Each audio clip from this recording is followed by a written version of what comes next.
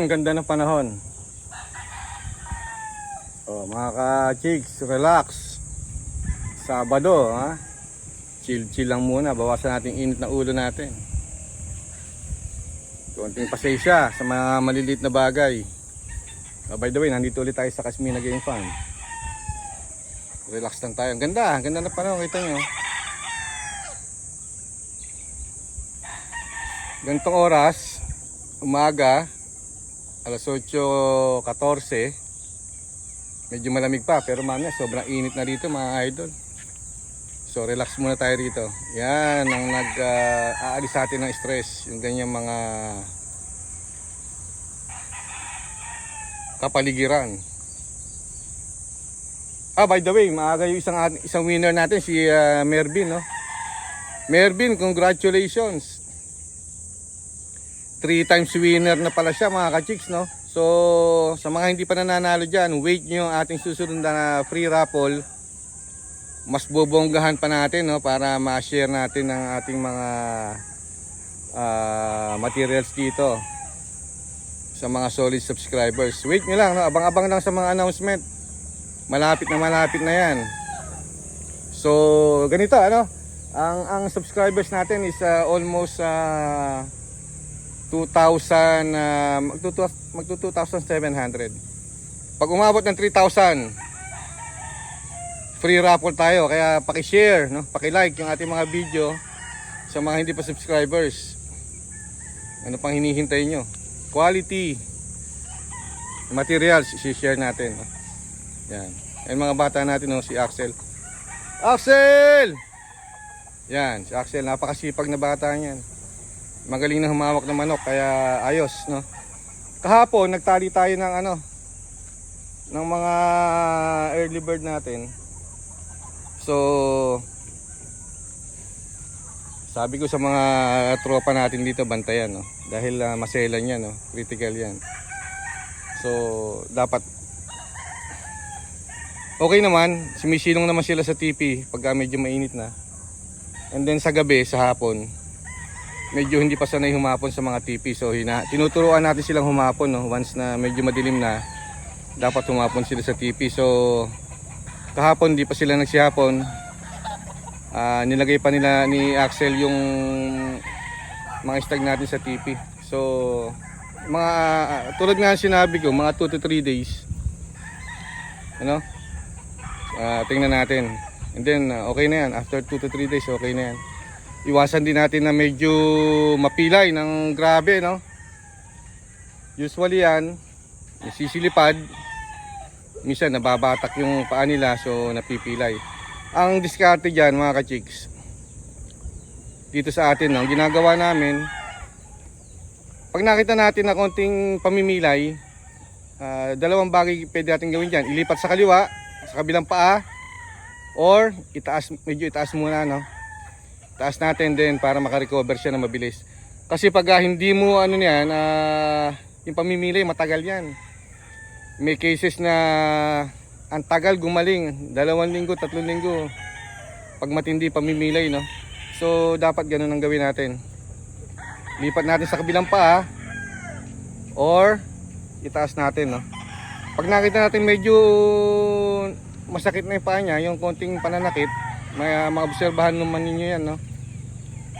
Lipat agad natin sa kabilang paa, and then or kaya itaas natin, no? Para mabilis siya makarecover. Then eventually masasanay na yan, no?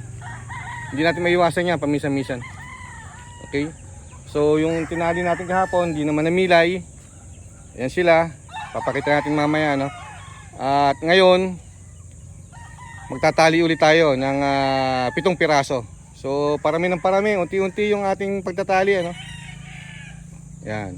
Mas maganda maitali natin mga dito sa amin around 6 months. 5 months, 6 months, no? Mas maganda para madaling masanay. Istagan, mabilis yung istagan, no? Ilang buwan na lang, istagan na naman. So dapat masanay na sila, mabatak ng konti na mas maaga. Para, kasi 8 months yan, 9 months, nilalaban na yan, no? So 6 months na sila, so konting panahon na lang. So kailangan masanay sila sa talian. Sa talian kasi madaling umamo, no? Nakikita nila yung mga tao dumadaan, yan. So madali sila umamo. Katulad ng tinali namin kahapon, maamo na yon. So mabilis, madaling ihanda, no, kung sakaling ipapasok natin sa school, no. So para sa akin mas maganda maitali na mas maaga. 5 to 6 months okay na yan, no? Medyo matigas na yan. May konting tahid na, no? So hindi na ganong mahihirapan compared sa mga mas bata. Yan. Ito yung mga ating itatali ngayon. Yan. 7 pieces yan. So inuuna namin yung medyo nakikita namin nagmamature na. Ano? Yan, 7. Nakikita natin nagmamature na. Medyo tumitilawak na, nag-iiba na yung forma. So tinatali na natin. Then obserbahan ulit 2 to 3 days. Anyway, sandali lang yun, no? Lalo ngayon, napakainit mga ka-chicks, no?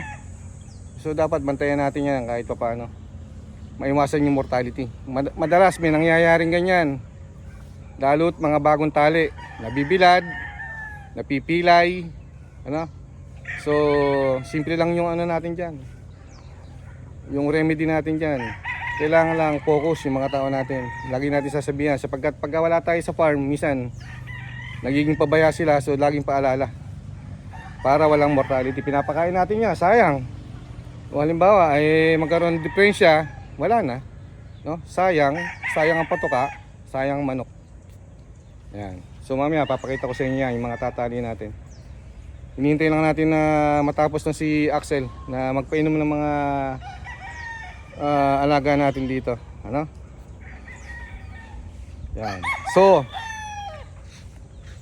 tulad ng sinabi ko, pag umabot ng 3,000 subscribers, parapol ulit tayo. Mas maraming mapapanalunan. Okay?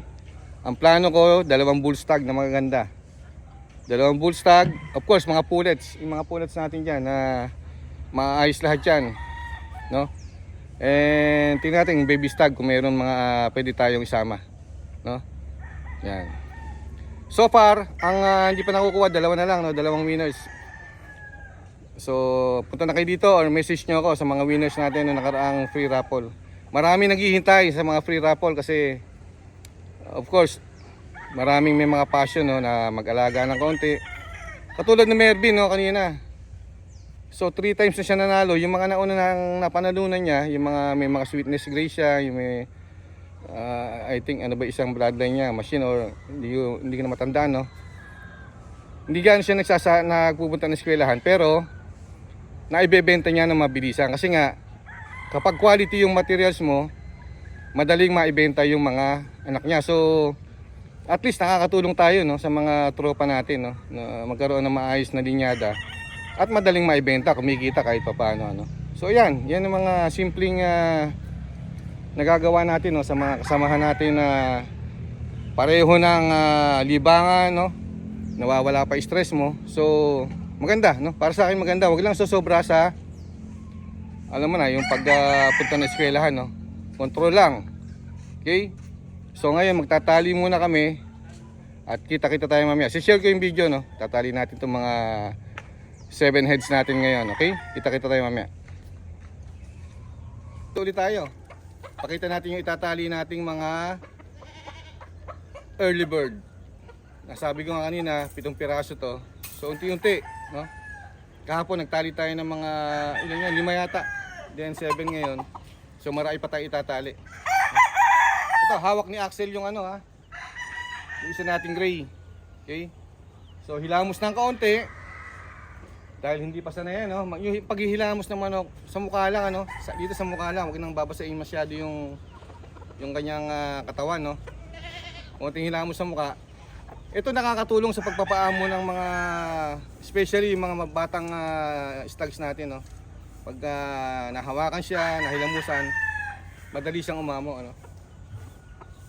Yan, ito gray natin, no, mga ka-chicks. Kita nyo naman, no, ganda na sukat, no. Ganda ng katawan. So ready na, no. Yan. Tali mo na, Axel. Sundan mo si Axel. Yan, tatali mo yung Axel yan.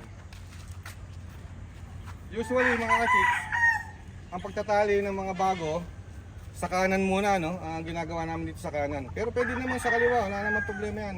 Wag lang sobrang ilap ng mga alaga natin, pagka minsan hinihila nilang mabuti ng may lap.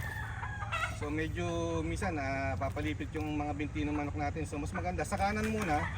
And then later on, pag medyo sanay na sila, matigas na sila, pwede na sa kaliwa, no?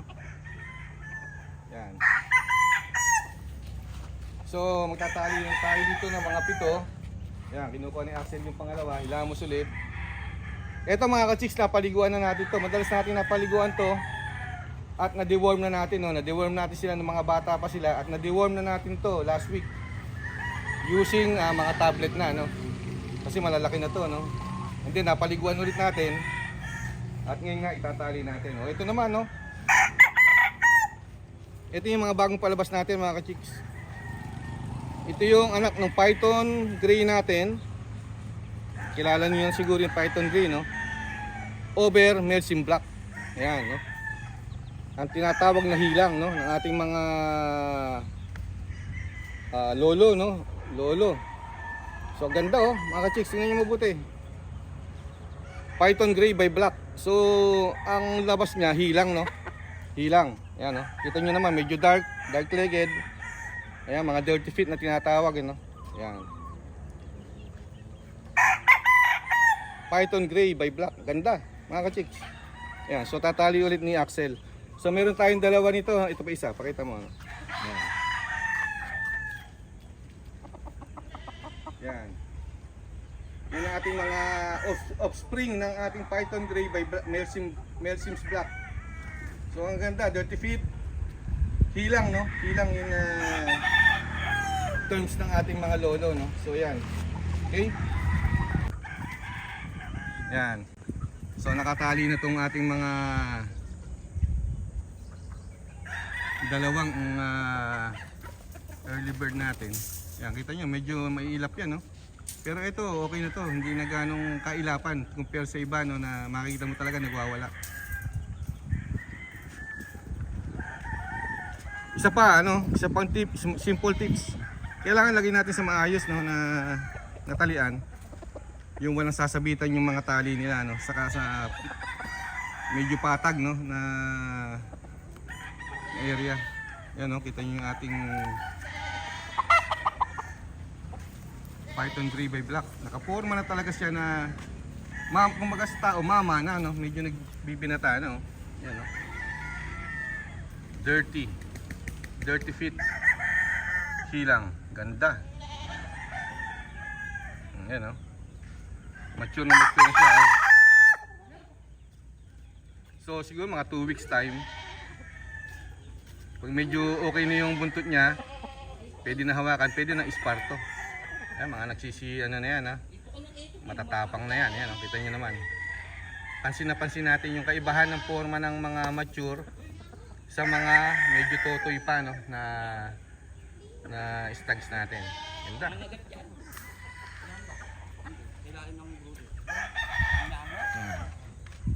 Puntahan natin, no, kasi yung mga tinali natin kahapon. So far, ayos naman. No, na relax na sila ngayon. Medyo relax na, ayan, mapapansin nyo. Yan. So okay na to, no? Yung critical part, okay na. Kaya lang minsan hindi pa rin naiiwasan yung pamimilay, special pag medyo nalabugaw sila, no? Pero ngayon okay na to, no? Yan, no?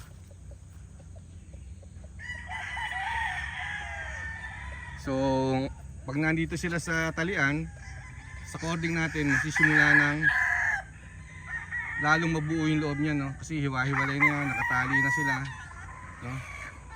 Magsisimula na rin maging mabuo yung mga balahibo nila, makumpleto, hanggang sa pati yung loob nila nabubuo na, no? So ang napapansin natin pag i-separate natin, na itali, madaling mabuo yung loob ng ating mga estudyante. Yan. So yung pinapakain natin dito, premix na. Premix ng grains and pellet. Hindi na tayo nagbabago dito, no? Kahit mainit, dry feeding pa rin. no, para hindi naman ibago yung ating mga alaga.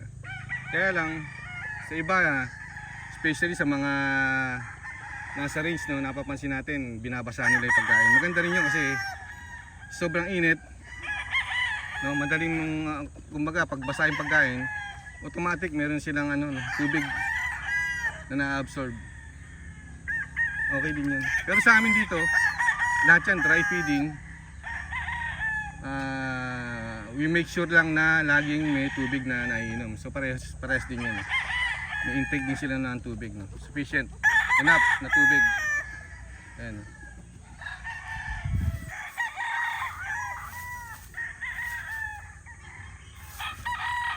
Ayan.